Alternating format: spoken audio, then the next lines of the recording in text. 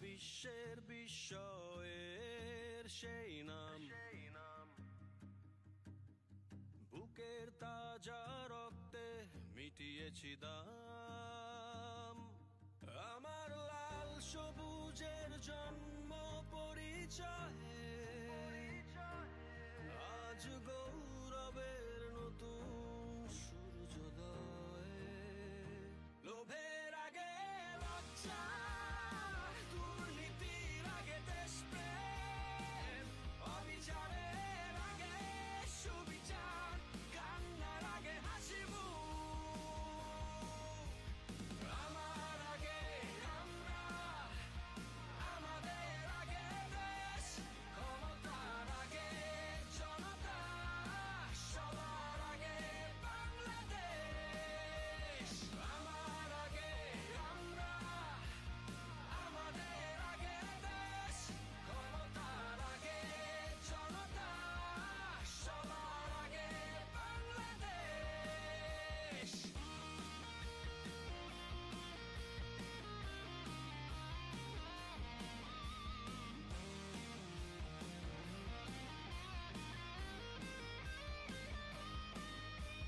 শিকলে বলো স্বপ্ন বাঁধা যায়, কোন দেয়ালে কোটি ইচ্ছে আটকায়। ফুরিয়ে যাবে অভাব অভিযোগ, সবার জন্য থাকবে সমান সুযোগ। শোষণের আগে অধিকার, ভেদাভেদের আগে সমতা, অপমানের আগে সম্মান, নেতার আগে জনতা।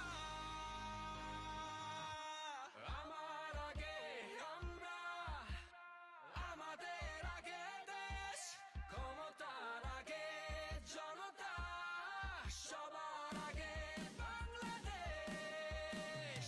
আমার আগে আমরা, আমাদের আগে দেশ, ক্ষমতার আগে জনতা, সবার আগে বাংলাদেশ। বিসমিল্লাহির রহমানির রহিম।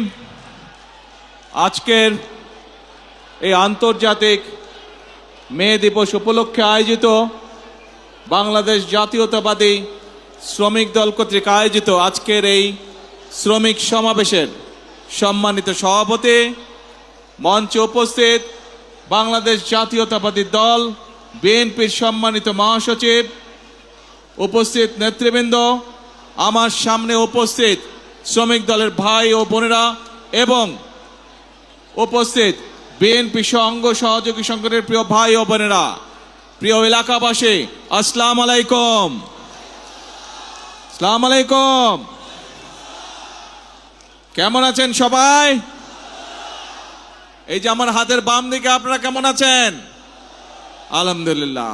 হাতের ডানে আলহামদুলিল্লাহ, আর সামনে যারা আছেন আলহামদুলিল্লাহ। প্রিয় ভাই বোনেরা, আজ আন্তর্জাতিক শ্রমিক দিবস।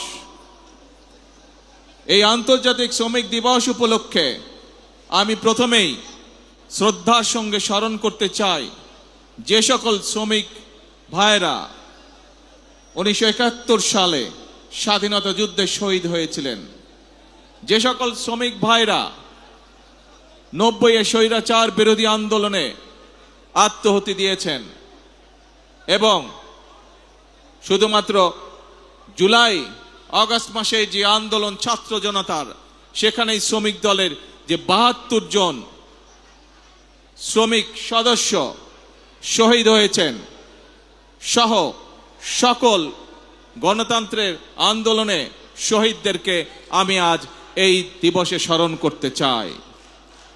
প্রিয় ভাই বোনেরা, আজ এখানে আপনারা যারা উপস্থিত আছেন, আপনাদের নিশ্চয়ই মনে আছে অতীতের এই সামান্য কয়েক বছর আগের ঘটনার কথা, 2 থেকে 3 বছর আগের ঘটনার কথা। আজ এখানে আমরা শান্তিপূর্ণভাবে এই সমাবেশের আয়োজন করছি, কিন্তু মাত্র কয়দিন আগের কথা, এই রাজপথ, এই আশেপাশের দালান কোঠা, এই এলাকার প্রতিবেশী ভাইয়ের বোনেরা সকলে সাক্ষী আছেন যে এখানে যখন বিএনপি, শ্রমিক দল, যুব দল, ছাত্র দল, স্বেচ্ছাসেবক মহিলা দল যারাই যখন সমাবেশ করেছে, আমাদেরকে তখন আতঙ্কিত থাকতে হতো কখন সেই স্বৈরাচার বাহিনী হামলা করে বসে। নিশ্চয়ই আপনাদের মনে আছে, আপনারা কি ভুলে গিয়েছেন সেই ঘটনা? ভুলে যাননি। এবং আজ থেকে 2 বছর আগের ঘটনা, প্রায় 2024 সালের 5ই আগস্ট বাংলাদেশের মানুষ স্বৈরাচারকে ছাত্র জনতার আন্দোলনের মাধ্যমে বিদায় করে দিয়েছে এই দেশ থেকে। প্রিয় ভাই বোনেরা, সেই স্বৈরাচারের বিগত প্রায় 1 যুগের বেশি সময় আমরা কি দেখেছি? আমরা দেখেছি শুধু যে শ্রমিককে তার অধিকার থেকে বঞ্চিত করা হয়েছে তা নয়, শুধু যে ছাত্রদেরকে তাদের অধিকার থেকে বঞ্চিত করা হয়েছে তা নয়, শুধু যে শিক্ষকদেরকে তাদের অধিকার থেকে বঞ্চিত করা হয়েছে তা নয়, শুধু যে নারীদেরকে তাদের অধিকার থেকে বঞ্চিত করা হয়েছে তা নয়, এই দেশের প্রত্যেকটি খেটে খাওয়া মানুষকে তার অধিকার থেকে বঞ্চিত করা হয়েছে। এই দেশের মানুষের রাজনৈতিক অধিকার থেকে দেশের মানুষকে বঞ্চিত করা হয়েছে। বঞ্চিত করা হয়েছিল তাদেরকে তাদের অর্থনৈতিক অধিকার থেকে। প্রিয় ভাই বোনেরা, সেজন্যই এই দেশের মানুষ এই দেশ থেকে ছাত্র জনতা ঐক্যবদ্ধভাবে একত্রিত হয়ে গণ অভ্যুত্থানের মাধ্যমে স্বৈরাচারকে বিদায় করেছে এই দেশ থেকে। আমরা দেখেছি স্বৈরাচারের সময় কিভাবে দেশের অর্থনীতিকে লুটপাটের মাধ্যমে ধ্বংস করে দেওয়া হয়েছিল। আমরা দেখেছি কিভাবে দেশের শিল্প কলকারখানাগুলোকে ধীরে ধীরে বন্ধ করে দেওয়া হয়েছিল এবং এক পর্যায়ে গিয়ে ধ্বংস করে দেওয়া হয়েছিল, এবং বিদেশি জিনিসকে কিভাবে এই দেশে আমদানি নির্ভর করে হয়েছিল, এই দেশের পুরো অর্থনীতিকে কিভাবে ধীরে ধীরে আমদানি নির্ভর করে গড়ে তোলা হয়েছিল। আমরা দেখেছি কিভাবে স্বৈরাচারের সময় এই দেশ থেকে এই দেশের শিক্ষা ব্যবস্থাকে ধ্বংস করে দেওয়া হয়েছিল। আমরা দেখেছি এই দেশের স্বাস্থ্য ব্যবস্থাকে স্বৈরাচারের 1 যুগ সময় কিভাবে ধ্বংস করে দেওয়া হয়েছিল। প্রিয় ভাই বোনেরা, যে কয়টি সেক্টরের কথা আপনাদের সামনে আমি তুলে ধরলাম, এই প্রত্যেকটি সেক্টরে হাজারো লক্ষ কোটি শ্রমিক কাজ করে, এবং এভাবেই দেশের প্রত্যেকটি সেক্টরকে ধ্বংস করার মাধ্যমে বাংলাদেশের সকল শ্রেণীপেরা মানুষকে আঘাত করা হয়েছিল। বাংলাদেশের শ্রমিকদের ভাগ্য নিয়ে ছিনিমিনি খেলা হয়েছিল সেই দিন। প্রিয় ভাই বোনেরা, 2024 সালের 5ই আগস্ট মানুষ সেই স্বৈরাচারকে দেশ থেকে বিতাড়িত করেছে। এখন শ্রমিক, শিক্ষক, ছাত্র, নারী, পুরুষ সকলে মিলে এখন হচ্ছে দেশ গড়ার পালা। প্রিয় ভাই বোনেরা, আমার সামনে একটি ব্যানার আছে, সেই ব্যানারের মধ্যে লেখা রয়েছে বন্ধ কলকারখানা চালু করতে হবে। প্রিয় ভাই বোনেরা, বর্তমান সরকার বিএনপি সরকার, জনগণের ভোটে নির্বাচিত সরকার, এবং সেই জন্যই সরকার গঠিত হওয়ার পরে সাথে সাথেই আমি সংশ্লিষ্ট ব্যক্তিবর্গকে সাথে নিয়ে বসেছি এবং নির্দেশনা দিয়েছি, এবং আপনারা জানলে খুশি হবেন, এই সপ্তাহে গত 1 মাস আগে আমি নির্দেশনা দিয়েছি যে কিভাবে আমরা কত দ্রুত আমরা বন্ধ কলকারখানা কোনটি চালু করতে পারবো, যাতে আবার সেই সকল শ্রমিক যারা কর্মসংস্থান হারিয়ে বেকার হয়ে গিয়েছিল, সেই সকল শ্রমিকের কর্মের ব্যবস্থা আমরা করতে পারি। সেই মিটিংটি এই সপ্তাহে আবার নির্ধারিত হয়েছে। ইনশাআল্লাহ বাংলাদেশের অনেকগুলো কলকারখানা যেগুলো বন্ধ হয়ে গিয়েছে বিগত বছরগুলোতে, পর্যায়ক্রমিকভাবে আমরা সেই কলকারখানাগুলোকে আবার চালু করার উদ্যোগ গ্রহণ করেছি। প্রিয় ভাই বোনেরা, শুধু এই বন্ধ কলকারখানা চালু হলেই সকল শ্রমিকের কর্মসংস্থানের ব্যবস্থা হবে না, আমরা জানি। এই শ্রমিকদের পাশাপাশি আরো বহু লক্ষ হাজারো লক্ষ বেকার এখন এই দেশে রয়ে গিয়েছে, যাদের জন্য দেশে আমাদের কর্মসংস্থানের ব্যবস্থা করতে হবে, যাদের জন্য একই সাথে আমাদেরকে বিদেশেও কর্মসংস্থানের ব্যবস্থা করতে হবে। এবং সেই জন্যই আমরা বিদেশি বিনিয়োগকারী সহ দেশীয় বিনিয়োগকারীদের সাথে এরই ভিতরে আলাপ আলোচনা শুরু করেছি। আমরা তাদেরকে উৎসাহ প্রদান করছি, আমরা তাদের বিভিন্ন সমস্যা সমাধানের চেষ্টা করছি, যাতে করে সেই বিনিয়োগকারীরা সে দেশেই হোক অথবা বিদেশি হোক এই দেশে কলকারখানা তৈরি করে। কারণ আমরা জানি এই দেশে কলকারখানা তৈরি হলে এই দেশের শ্রমিকরা কর্মসংস্থানের সুযোগ হবে তাদের। আমরা জানি শ্রমিকরা যদি ভালো থাকে তাহলে বাংলাদেশ ভালো থাকবে। আমরা জানি কৃষকরা যদি ভালো থাকে তাহলে এই বাংলাদেশ ভালো থাকবে। অর্থাৎ সাধারণ খেটে খাওয়া মানুষ যখন ভালো থাকবে তখনই এই দেশ বাংলাদেশ ভালো থাকবে। এবং সেই জন্যই প্রিয় ভাই বোনেরা, আপনারা দেখেছেন, আমরা জানি, আমরা বিষয়টি সম্পর্কে ওয়াকিফাল আছি। এইখানে রাস্তা, ঢাকা শহরের বিভিন্ন রাস্তায় আপনারা দেখেছেন হকার ভাইরা ছিল, কিন্তু যানজট সহ সাধারণ মানুষের চলাফেরার অসুবিধার জন্য আমরা হকার ভাইদেরকে সরিয়ে দিয়েছি। কিন্তু আমরা এটাও বুঝি তারাও মানুষ, তাদেরও পরিবার আছে, তাদেরকেও চলতে হবে, খেয়ে পড়ে তাদেরকেও বাঁচতে হবে। সেজন্যই আমি সংশ্লিষ্ট কর্তৃপক্ষকে সাথে সাথে নির্দেশনা দিয়েছি যে হকার উচ্ছেদ করলে শুধু হবে না, এই মানুষগুলো যাতে খেয়ে পড়ে বাঁচতে পারে, কর্মসংস্থান মানে ব্যবসা করতে পারে, তারও ব্যবস্থা করতে হবে। এবং আপনারা দেখেছেন এরই মধ্যে তার প্রক্রিয়া শুরু হয়েছে। আমরা জানি সকলকে হয়তো একসাথে আমরা ব্যবস্থা করে দিতে পারবো না, পর্যায়ক্রমিকভাবে আমরা ব্যবস্থা করব, কিন্তু ইনশাল্লাহ আপনাদের নির্বাচিত সরকার অবশ্যই খেটে খাওয়া মানুষের কর্মসংস্থানের ব্যবস্থা করবে। এবং সে কারণেই আপনারা দেখেছেন গতকাল থেকে উত্তর মহানগরী এবং দক্ষিণ মহানগরীতে এই প্রক্রিয়া শুরু হয়ে গিয়েছে। আমরা পর্যায়ক্রমিকভাবে যারা হকার ভাই তাদেরকে তারা যাতে শান্তিতে ব্যবসা বাণিজ্য করতে হয়, কোন রকম বিশৃঙ্খলার মধ্যে যাতে তাদেরকে পড়তে না হয়, সেই জন্য বিভিন্ন জায়গা ঠিক করে তাদেরকে ধীরে ধীরে সেই জায়গায় আমরা পুনর্বাসনের চেষ্টা করছি। প্রিয় ভাই বোনেরা, প্রিয় ভাই বোনেরা, আমরা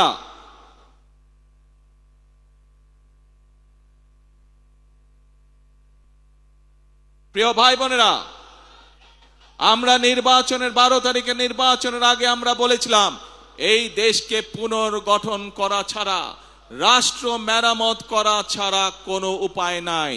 এবং শুধুমাত্র নির্বাচনের আগে নয়, আপনাদের নিশ্চয়ই কম বেশি সকলের মনে আছে, আমরা আজ থেকে প্রায় 2.5 বছর 3 বছর আগে বাংলাদেশের প্রত্যেকটি সেক্টরকে কিভাবে রাষ্ট্র পুনর্মেরামত করা যায়, কিভাবে সংস্কার করা যায়, তার প্রত্যেকটি 31 দফা আমরা জনগণের সামনে, দেশের মানুষের সামনে উপস্থাপন করেছিলাম। মনে আছে আপনাদের? মনে আছে। সেখানে আমরা কৃষকদের কথা বলেছি, সেখানে আমরা শ্রমিক ভাইদের কথা বলেছি, সেখানে আমরা ছাত্রদের কথা বলেছি, সেখানে আমরা নারীদের কথা বলেছি, আমরা প্রত্যেকটি শ্রেণী পেশা মানুষের কথা সেদিন আমরা সেখানে বলেছি। কারণ একটু আগেই যেই কথাটি আমি বলেছি যে এই দেশের শ্রমিক ভাইরা বাঁচলে এই দেশের মানুষ সব ভালো থাকবে, এই দেশের শ্রমিকরা বাঁচলে, কৃষকরা বাঁচলে এই দেশের মানুষ ভালো থাকবে।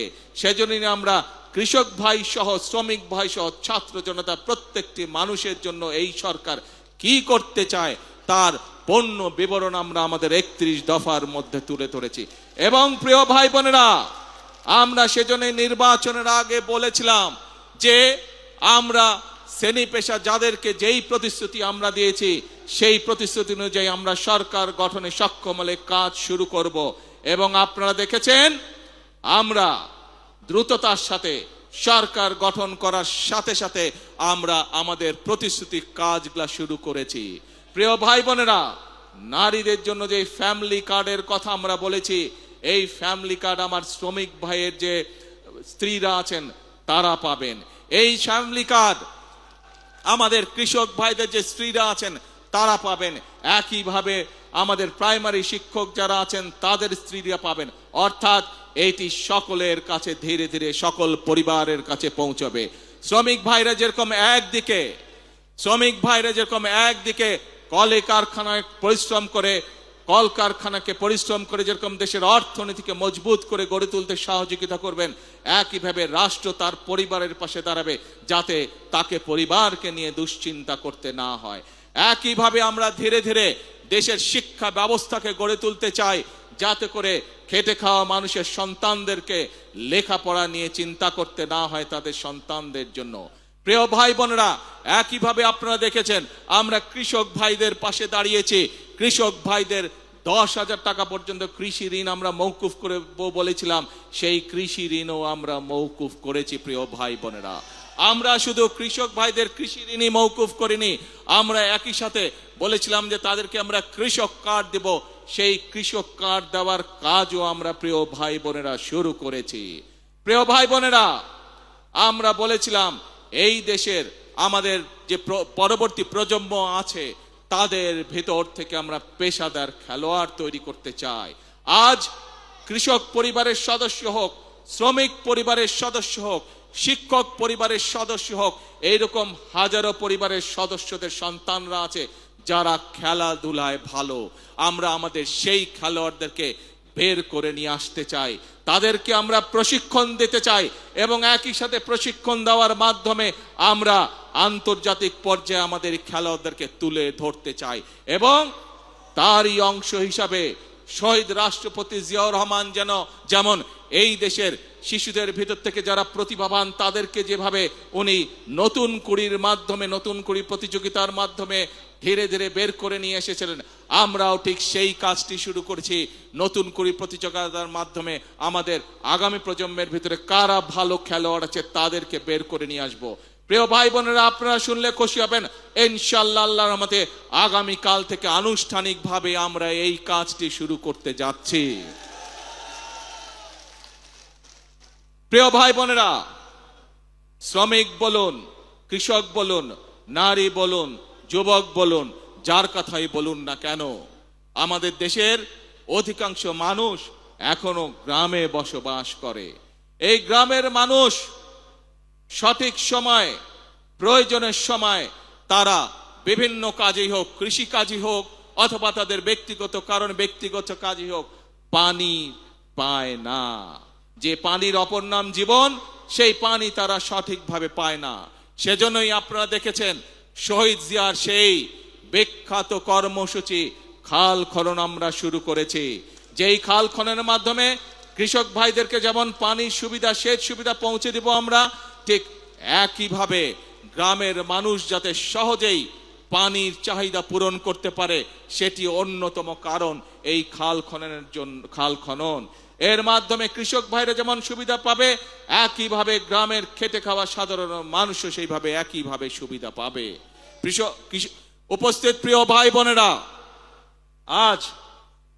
আজ আমাদেরকে একটি সময় এসেছে যখন আমাদেরকে ঐক্যবদ্ধ হতে হবে। আজ যে কথাগুলো আপনাদের সামনে আমি তুলে ধরলাম, এই মোতাবেক যদি আমরা ধীরে ধীরে দেশকে এগিয়ে নিতে পারি, যদি আমরা এগিয়ে নিতে পারি, তাহলেই আমাদের পক্ষে সম্ভব কৃষক, শ্রমিক, ছাত্র, জনতা সকলের ভাগ্য পরিবর্তন। এবং এই মানুষগুলোর ভাগ্য পরিবর্তন হলেই দেশের ভাগ্যের পরিবর্তন একমাত্র সম্ভব। প্রিয় ভাই বোনেরা, বাংলাদেশের মানুষ 12 তারিখ থেকে আবারও সেই হারিয়ে যাওয়া গণতান্ত্রিক যাত্রা শুরু করেছে। আমরা অতীতে দেখেছি প্রিয় ভাই বোনেরা, যখনই বাংলাদেশ গণতন্ত্রের পক্ষে যাত্রা করেছে, আমরা দেখেছি ধীরে ধীরে এই দেশে মিল কলকারখানা গড়ে উঠেছে। প্রিয় ভাই বোনেরা, আমরা দেখেছি অতীতে যখনই বাংলাদেশ গণতন্ত্রের পক্ষে যাত্রা শুরু করেছে, তখনই বাংলাদেশের অর্থনীতি ধীরে ধীরে শক্তিশালী হওয়া ধরেছিল। প্রিয় ভাই বোনেরা, আমরা দেখেছি যখনই বাংলাদেশ গণতন্ত্রের পক্ষে যাত্রা শুরু করেছিল, তখনই আমরা দেখেছি এই দেশের শিক্ষা ব্যবস্থাগুলোতে সুন্দরভাবে ধীরে ধীরে শিক্ষার পরিবেশ ফিরে এসেছে। প্রিয় ভাই বোনেরা, বাংলাদেশ যখনই গণতন্ত্রের পক্ষে যাত্রা শুরু করেছে, গণতন্ত্রের পথে যাত্রা শুরু করেছে, আমরা দেখেছি ধীরে ধীরে বাংলাদেশ দেশনেত্রী খালেদা জিয়ার নেতৃত্বে বিশ্ব দরবারে এমার্জিং টাইগারের খেতাবে ভূষিত হয়েছিল। কিন্তু প্রিয় ভাই বোনেরা, বাংলাদেশ যখনই গণতন্ত্রের পথে যাত্রা শুরু করে, কিছু মহলের সেটি পছন্দ নয়, এবং সেই সকল মহল যারা চায় না বাংলাদেশের মানুষ তার ভাগ্য পরিবর্তনের জন্য পরিশ্রম শুরু করুক, যারা চায় না বাংলাদেশ পৃথিবীর সাথে পাল্লা দিয়ে সামনে এগিয়ে যাক, সেই মহল ষড়যন্ত্র শুরু করে অতীতের মতন। অতীতে যেমন তারা ষড়যন্ত্র করেছিল, প্রিয় ভাই বোনেরা, তাদের সেই ষড়যন্ত্র কিন্তু 12 তারিখের আগে যখন সফল হয়নি, 12 তারিখে যখন তারা দেখলো বাংলাদেশ তো আবার জনগণের সিদ্ধান্ত মোতাবেক চলা শুরু করলো, বাংলাদেশ তো আবার গণতন্ত্রের পথে চলা শুরু করলো, তখন নতুন করে তারা ধীরে ধীরে বিভিন্ন রকম ষড়যন্ত্র শুরু করলো। তারা চেষ্টা করছে এখন বিশ্ব দরবারে প্রথমে বাংলাদেশকে বিতর্কিত একটি অবস্থানে নিয়ে যাওয়ার জন্য। তারা চেষ্টা করছে বিশ্ব দরবারে বাংলাদেশ যাতে বন্ধুহীন হয়ে পড়ে। কিন্তু বিশ্ব দরবার দেখছে বর্তমান সরকারের পেছনে বাংলাদেশের মানুষের, জনগণের সমর্থন রয়েছে। বিশ্ব দরবার দেখছে বর্তমানে বাংলাদেশের যে সরকার, এই সরকার জনগণ দ্বারা গঠিত সরকার। বিশ্ব দরবার দেখছে বর্তমান যে বাংলাদেশ পরিচালিত হচ্ছে যেই সরকার দ্বারা, যেই সংসদ দ্বারা, এই সংসদ, এই সরকার জনগণের দ্বারা গঠিত সংসদ, জনগণের দ্বারা গঠিত সরকার। সেজন্যই বিশ্ব দরবার তাদের কথায় কর্ণপাত করছে না, বরং বিশ্ব দরবার জনগণের যে নির্বাচিত প্রতিনিধি, জনগণের যে নির্বাচিত সরকার, তাদের সাথে কথা বলছে কিভাবে তারা এই দেশে বিনিয়োগ করবে, কিভাবে তারা এই দেশে শ্রমিকদের ভাগ্য পরিবর্তনে সহায়তা করবে, কিভাবে তারা এই দেশের মানুষের ভাগ্য পরিবর্তনে সাহায্য করবে। প্রিয় ভাই বোনেরা, আমাদেরকে বিশ্ব দরবারের এই সুযোগ গ্রহণ করতে হবে, দেশের স্বার্থে, এই দেশের মানুষের স্বার্থে, সর্বোপরি এই দেশের শ্রমিক ভাইদের স্বার্থে।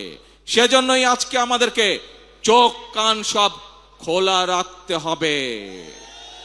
যারা দেশকে বিতর্কিত পর্যায়ে নিতে চায়, যারা দেশে অরাজকতা সৃষ্টি করতে চায়, এরকম যদি কেউ থাকে, তাহলে শ্রমিক ভাই সহ প্রতিটি দেশের প্রতিটি বাংলাদেশি প্রতিটি মানুষের কাছে আমার আহ্বান থাকবে, আপনাদেরকে সজাগ হতে হবে, আপনাদেরকে সতর্ক হতে হবে, আপনাদেরকে জেগে উঠতে হবে, আপনাদেরকে তাদের ষড়যন্ত্র প্রতিহত করতে হবে, জবাব দিতে হবে, যেভাবে আমরা স্বৈরাচারকে 17 বছর ধরে জবাব দিয়েছিলাম।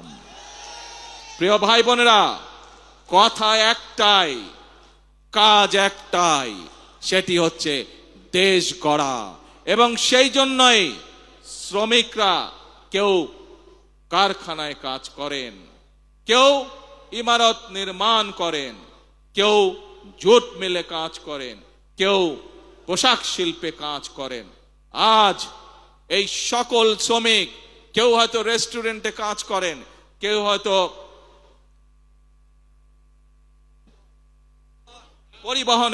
পরিবহনে কাজ করেন, বিভিন্ন পর্যায়ে বিভিন্ন শ্রেণীতে শ্রমিক ভাইরা আছেন। আজ সেই শ্রমিক ভাই সকলের উদ্দেশ্যে আমি বলতে চাই, আপনারা যেমন বিভিন্ন সেক্টরে কাজ করেন, আপনাদের খাতায় আমি আমার নামটি লেখাতে চাই একজন শ্রমিক হিসাবে। আপনি যেরকম ইমারত শ্রমিক হিসাবে এই ইমারতটি গড়ে তুলছেন, এই দালানটি গড়ে তুলছেন, আপনি একজন পাট শ্রমিক হিসাবে পাট কলের উৎপাদন যেমন বৃদ্ধি করছেন, আপনি একজন পোশাক শিল্প শ্রমিক হিসাবে পোশাক শিল্পের উৎপাদন বৃদ্ধি করছেন, ঠিক একইভাবে আপনার খাতায় নাম লিখিয়ে আমিও দেশ গড়ার কাজে নিয়োজিত করতে চাই নিজেকে। সেই জন্য আমি মনে করি এবং একই সাথে আমি মন্ত্রী পরিষদের সকল সদস্যের নাম শ্রমিক হিসাবে অন্তর্ভুক্ত করতে চাই। কারণ আপনারা যেমন এক একটি জিনিস গড়ে তুলছেন, আমরা আপনাদের পাশে থেকে দেশ গড়ার কাজে হাত দিতে চাই, দেশকে গড়তে চাই। দেশের মানুষ পরিশ্রম করে যেভাবে সামনে এগিয়ে যাচ্ছে, তাদের সাথে থেকে তাদের পাশে থেকে আমরা দেশকে গড়ে তুলতে চাই। এজন্যই প্রিয় ভাই বোনেরা, আমাদের নির্বাচনের সময় স্লোগান ছিল করব কাজ সবার আগে। এইটি হচ্ছে আমাদের স্লোগান, এইটি হচ্ছে আমাদের বর্তমান স্লোগান, এইটি হচ্ছে আমাদের ভবিষ্যৎ স্লোগান। যেই স্লোগানের বলে বলিয়ান হয়ে ইনশাআল্লাহ আমরা এই প্রিয় মাতৃভূমিকে আমাদের প্রত্যাশিত বাংলাদেশ হিসেবে গড়ে তুলতে পারবো। প্রিয় ভাই বোনেরা, আজকের এই মহান আন্তর্জাতিক শ্রমিক দিবসে আসুন আসুন আমরা আজকে প্রত্যেকে এখানে প্রতিজ্ঞা গ্রহণ করি। আমরা আজকে এখানে প্রত্যেকে শপথ গ্রহণ করি যে যেই বাংলাদেশের প্রত্যাশা প্রত্যেকটি নারী পুরুষ প্রত্যেকটি মানুষের মনে রয়েছে, সেই প্রত্যাশিত বাংলাদেশ গড়ে তোলার জন্য আসুন আমরা প্রত্যেকে এক একজন শ্রমিক হিসাবে, দেশ গড়ার শ্রমিক হিসাবে আমরা নিজেদেরকে প্রস্তুত করব। আমরা প্রত্যেকে এক একজন দেশ গড়ার শ্রমিক হিসাবে আমাদের জীবনের বাকি দিনগুলোকে আমরা অতিবাহিত করব। কে ভাইরা, আমরা কি এই প্রতিজ্ঞা গ্রহণ করতে পারে? আমার সাথে আছেন আপনারা দেশ গড়ায়? দেশ গড়ার শ্রমিক হিসাবে কি আপনারা নাম লেখাতে রাজি আছেন? আলহামদুলিল্লাহ।